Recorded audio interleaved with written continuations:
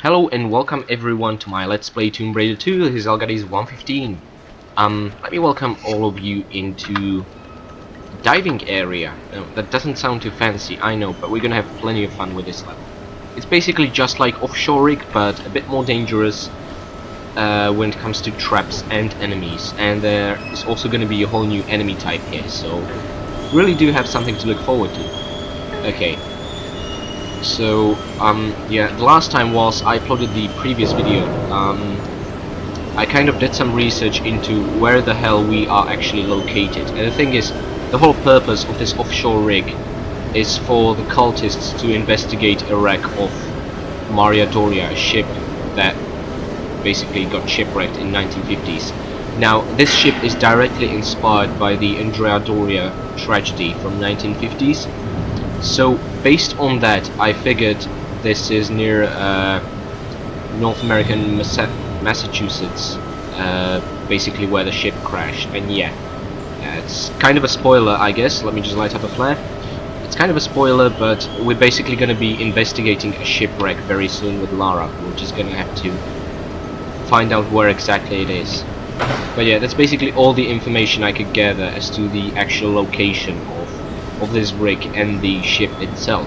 I mean, even in Tomb Raider Anniversary, Lara can read one of the books in her mansion, and it mentions that the location of Maria Doria is just unknown, and treasure hunters from around the world are still looking for its resting place.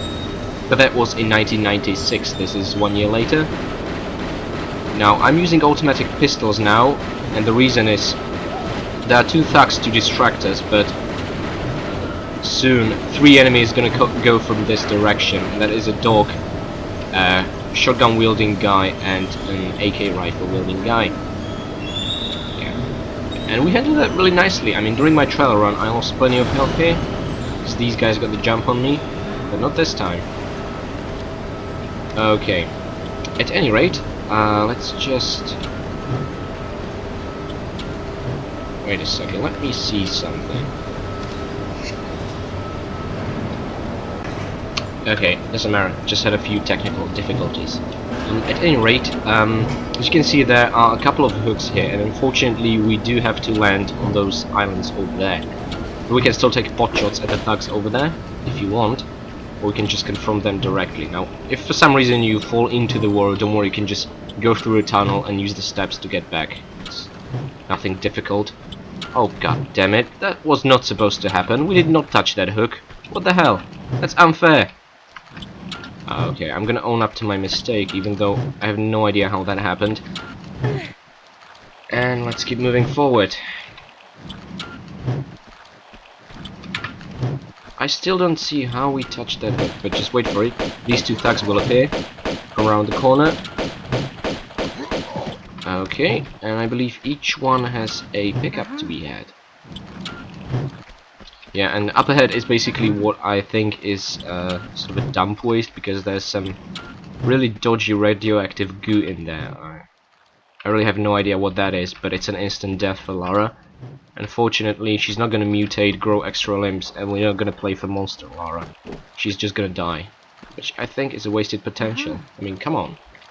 Okay, and now this might be a bit tricky, and yeah, you can't really miss this first secret unless you slide somewhere else, but you have to time your jump just right, keep holding forward, and Lara should just do this. It should be fairly easy without having to grab the ledge. If you do the bubbles just like in Atlantis, in Tomb Raider 1, like the lava bubbles, they can hurt Lara. But yeah, that's pretty much it. Got through our first trap, awesome. Oh, this area.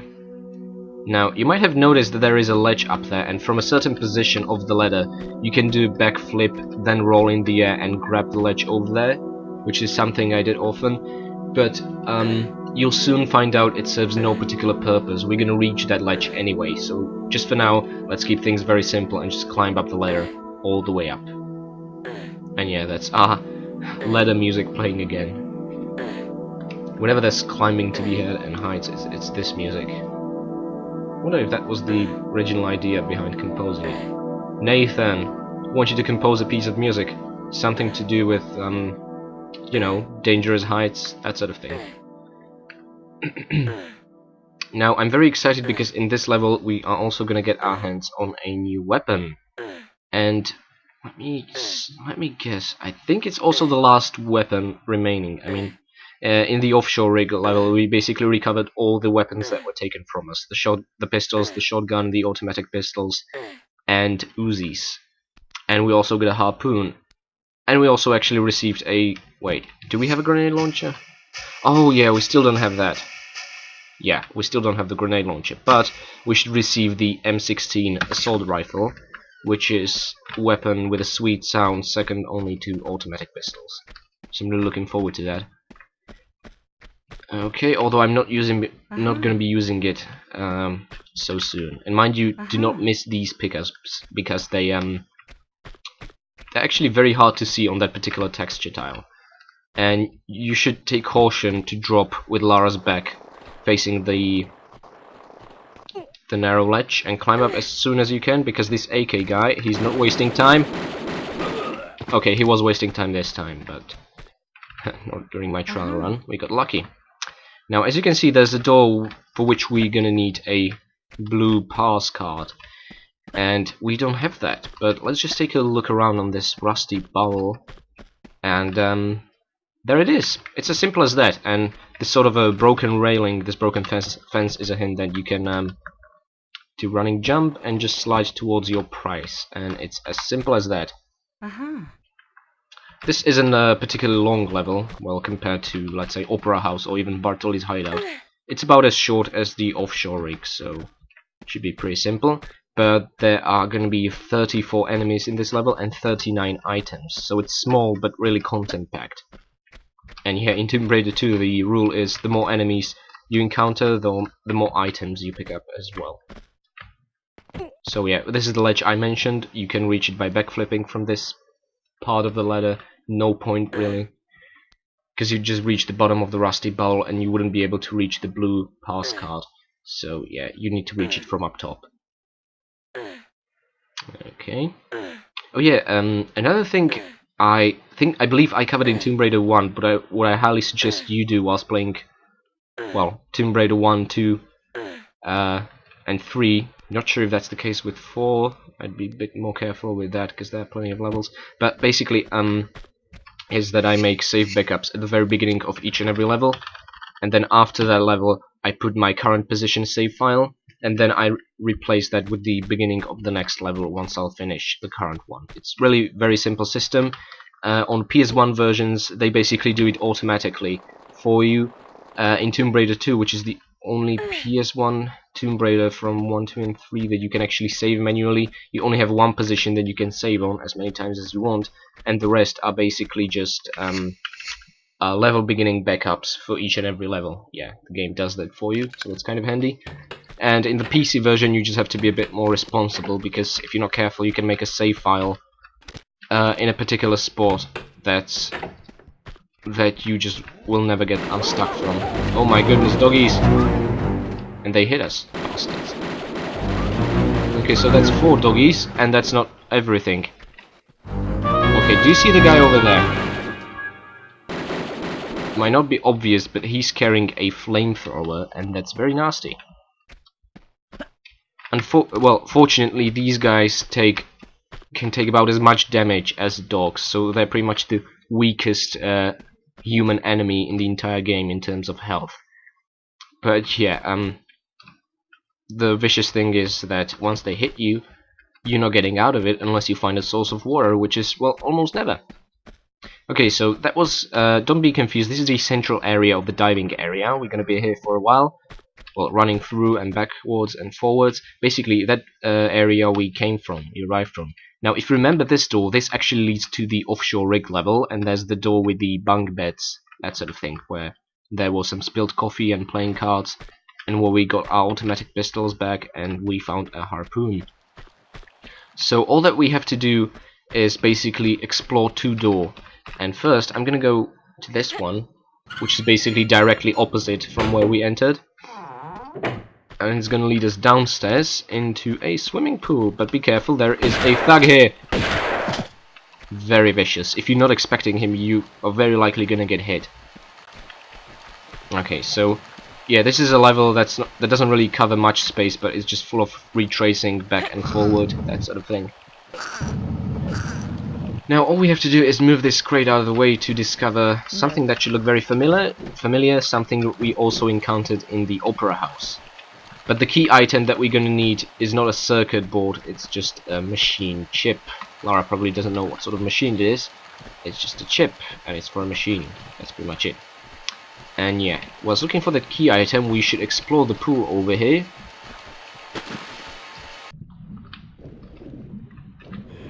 Well, we're gonna encounter some friends. Now you might probably already hear this bastard. Yep, that's another diver. And no, I'm not gonna engage him in the underwater fight.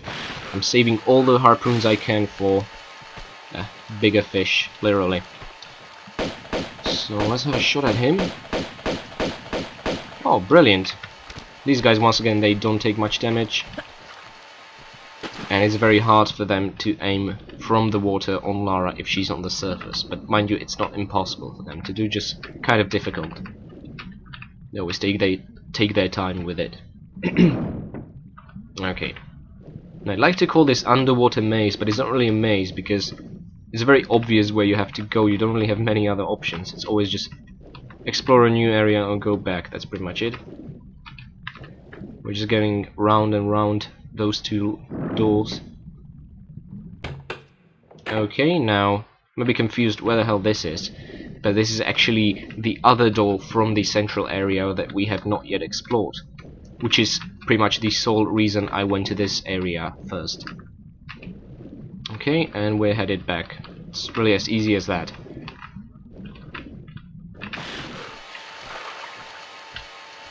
Okay, yeah, pretty sure this is the first time I actually strafed to some side whilst being on the water surface. Okay, now you may be wondering why are there symbols over here, and these are actually sort of a door that are gonna open automatically, but first we're gonna, well, it's kind of ironic, first we're gonna have to reach the inside, and this is gonna help us lead to the outside, but all four doors just lead to a central room that's in the very middle of this area, so it's really not as confusing as it looks.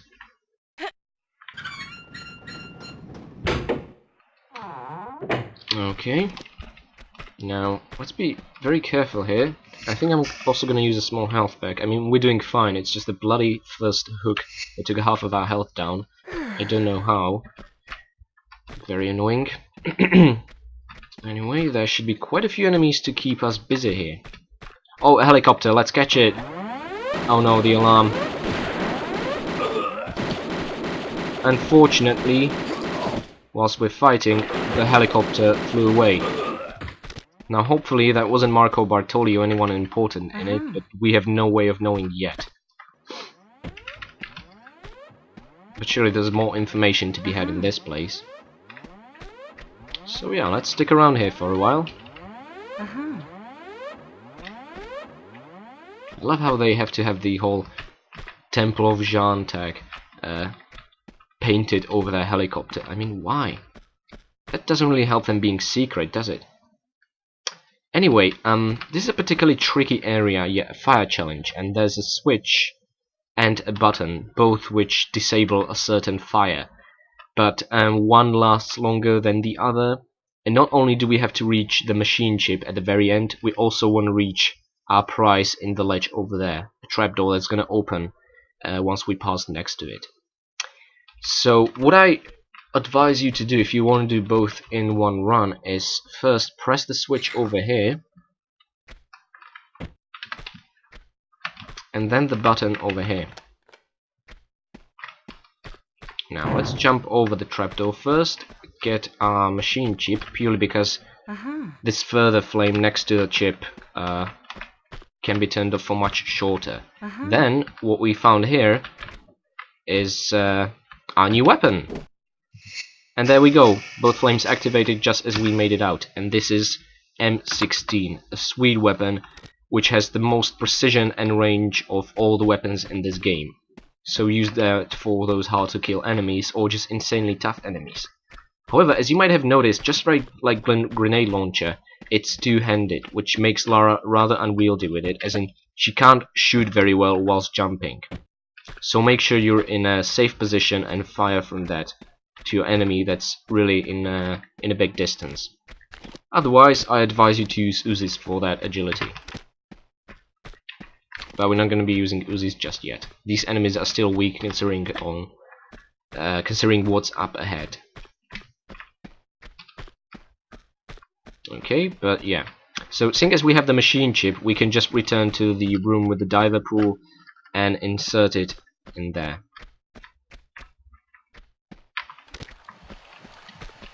Okay, and well, the proximity to the door is kind of a hint of what's gonna happen. I love that sound, that clicking noise. Now, be extremely careful around here. Not only is there gonna be a thug who's gonna jump us, but he's not alone.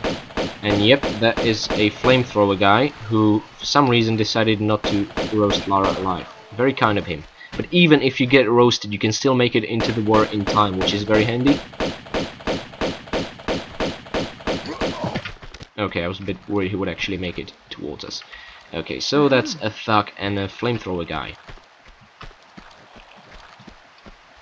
And if you take a look around here, you can actually see a bundle of harpoons. That's 6 harpoons, I believe, 3 per bundle.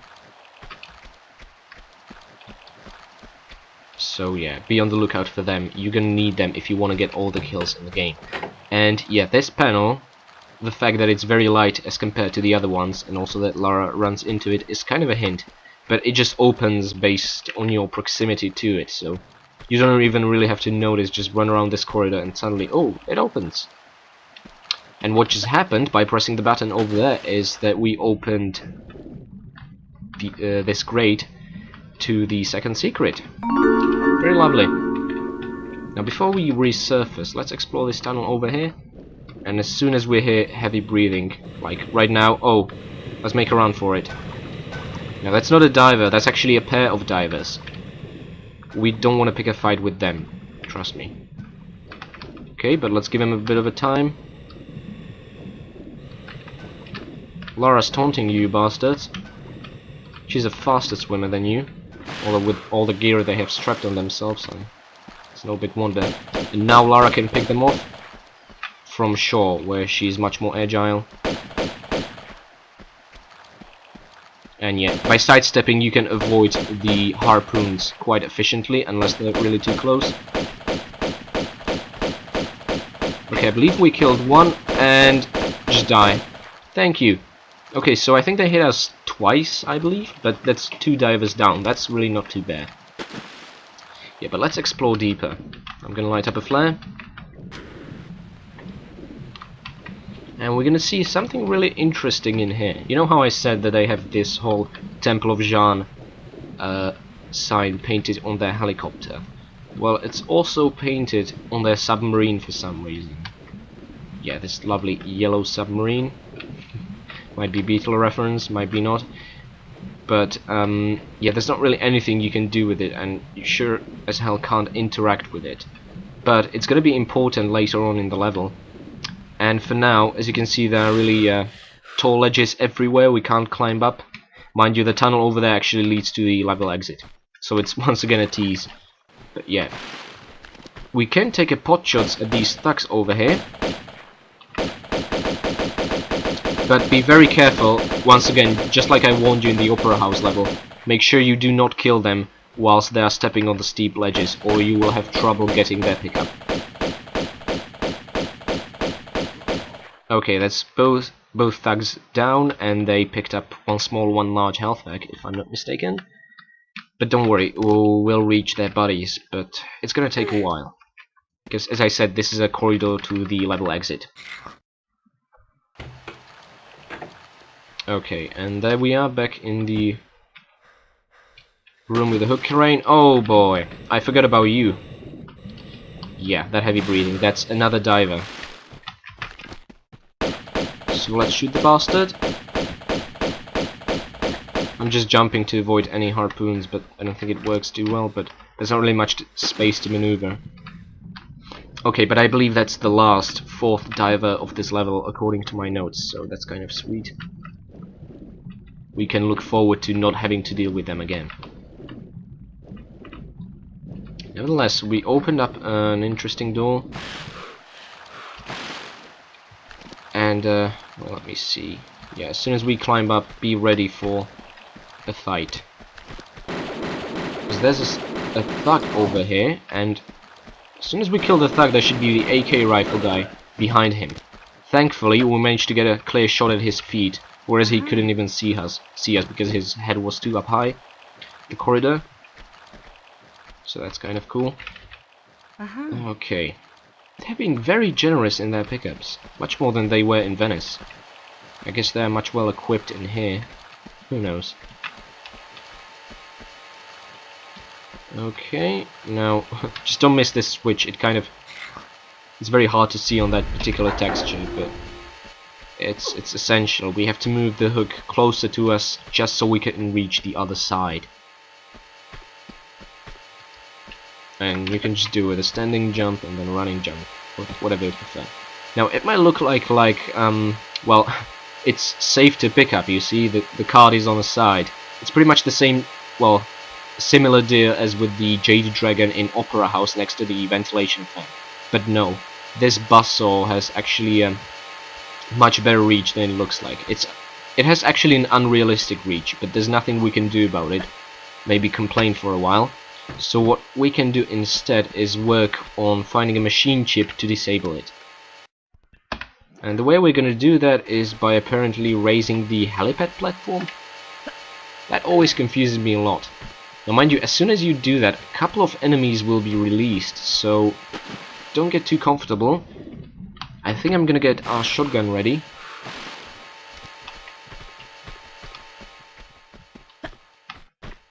And I can hear footsteps. I'm nervous. Oh, a shotgun fight! Ha! We're quicker. Okay. And there's our ammunition back. Thank you very much. I'm gonna switch back to automatics, because hopefully we'll be picking off enemies from a particular distance. Oh no, doggies. Come closer, you mutt. Come on. I'm very nervous. I don't know what to do. Should we go... Whoa, whoa, whoa. Okay. You know, I think there's only one enemy left, so... Yeah, get behind him, Laura. Oh, brilliant. And we only used our pistols for that. Sweet.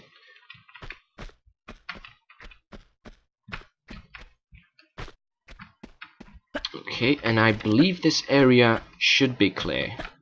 And, well, I say I believe, but honestly, I just hope it's clear. Okay, so this is interesting. I wonder what would have happened if we raised the platform whilst the helicopter would be still here. We'd just be crushed by the ceiling, although there's no ceiling. It'd be just... yeah. Oh well, shame. If there'd be some retractable ceiling, it'd be funny to just see people getting crushed in the helicopter. Well, that's normally a horrible thing to say, but, you know, not in this case. Now, if you pardon me, I think I'm gonna save in this particular spot, because there's gonna be a very dangerous encounter here, and I still haven't saved during the entirety of this level, so let me do that just now. And yeah, I believe we have half of the level behind us. Oh! Okay, I'm really happy I saved right now. Once the flamethrower guys will set you on fire, there's nothing you can do unless there's war over here. We might have made it back into the buzzsaw pool area, but that would take us about 10 large health packs to even reach that spot. So yeah. Hopefully my warnings will be heeded. Now, so that's where the flamethrower guy came from, so let's go around the corner ASAP and turn around and use our automatics. Oh, no, don't shoot. Oh, thank you very much. Whew. That was a solid save, I guess. Now, there is a key item that we can't see too well, and you know what? I have a bit of a dilemma. I don't know which one of these guys dropped it. Was it the thug, or was it the flamethrower guy? Because if it was the thug, then it's safe to say that in the entire game, no flamethrower guy will ever drop anything, and you don't have to bother searching their corpses. But if the flamethrower guy dropped this key item, then the whole point is kind of a nonsense. So yeah, kind of annoyed that I don't know. Oh well. Anyway, no flamethrower guy, except for this one, maybe, if he dropped it, will ever drop an item, so you don't have to bother looking for their corpses, or just be depressed if you somehow kill them on a steep ledge, or whatever. Nevertheless, having that machine chip, we can finally deactivate the buzzsaw over here. And we're actually nearing the exit, very soon now. Sweet. Okay, this is a very fun short level.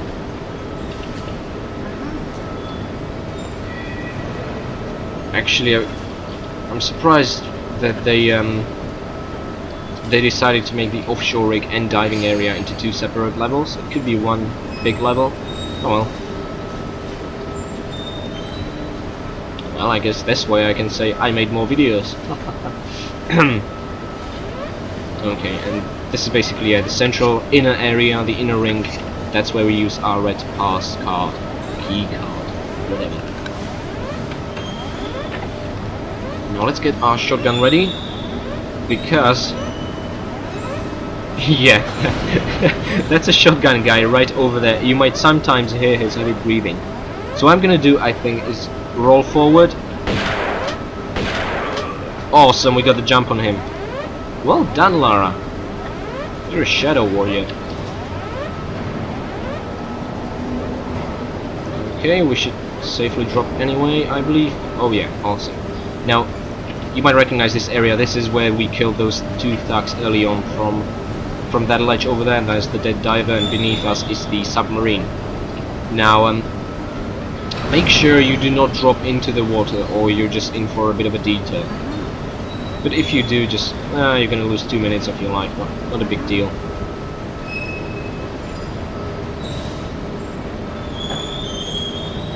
Okay, and there's a harpoon bundle, and as of this moment, I'm gonna shut up for a while, purely because there's gonna be an interesting conversation that Lara's gonna overhear. So yeah, although it's still insanely difficult to understand with all those funny accents, but hopefully you'll get it. Yeah, I believe it starts once we climb this ledge over here. Blood or answers? I have no preference. You should spill a bit of them both. Okay, Marco. Glad to have you aboard. What do you want? Come on, stick to your stomach. Tell me, where in monastery should we look? Brother? Now, that was definitely Marco Bartoli's first voice, and actually I read the conversation transcript. What was going on was that Marco Bartoli and his lieutenant were interrogating a certain captive guy. The problem is that the guy they were interrogating had pretty much the exact same voice as Marco Bartoli's henchman, one of the guys that we killed right now. So yeah, it can be really confusing, and basically they were asking him something about a monastery, and as we can see by his robes, that is a monk over there, alive or dead, we have yet to find out. But either way, we took care of these 2 guys, and yep, they dropped nothing. And make sure you do not approach the monk yet, because that triggers the final cutscene and then the level exit. First, make sure you stick to the left side and go to the cell, presumably cell of the monk, and all the monk's belongings are here in this corner, and that's the golden dragon and 4 pairs of Uzi clips. Not bad for a humble man. Okay, so that's it. That's all secrets, and I believe we have 34 kills. Brilliant. And according to my notes, we also find 39 items. Okay, now let's just pay attention to the following cutscene. Oh, you are not one of them. But you are a monk. Brother Chen Bakeng. You have come for me. I saw bright lights around me. That was gunfire. I think it was them who got taken away by it. But you are my guide, my path beater to a next incarnation. I have done my time here, haven't I? What are you doing here, in Marco Bartoli? Nothing. I led righteous life, here for reasons rooted only in necessary evil, as my father was before me when he bombed Gianni's vessel deep into these waters. Now I'm here, was here, to prevent his son from salvaging the Seraph. The Seraph? You not know my life's work well. You sure you're not here for them? Their Jackanory days are well over. They want the Seraph to unlock a malignant treasure we contain in our monastery in Tibet. Since being stolen by imbecile vagabonds centuries ago, we've been without key to it, relying solely on cleansing of our prayers to keep it subdued. Then the occultist Gianni Bia acquired it. Trouble we knew. He breathed life back into ancient belief, one not to be stopped by any amount of head bowing. And now again, it is here. Marco, infected with madness. He has violent mind, but not yet the power to satiate it. So, we reach for our weapons once more. The true detox of evil. Where can you be taking me? Thought this was my big break. Guess changes of Buddha's rest. Oh, I need one.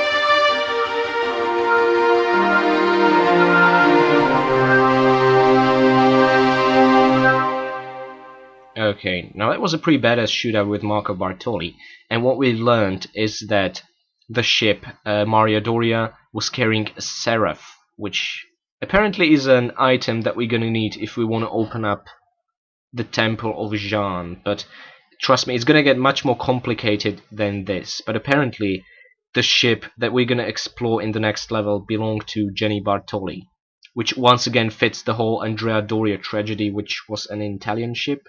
So that's definitely where they got their inspiration from. Okay, so thank you very much for watching. I hope you enjoyed this level, and I'm gonna see you guys next time in a couple of very interesting underwater levels in a wrecked ship with very dark atmosphere. I'm really looking forward to that.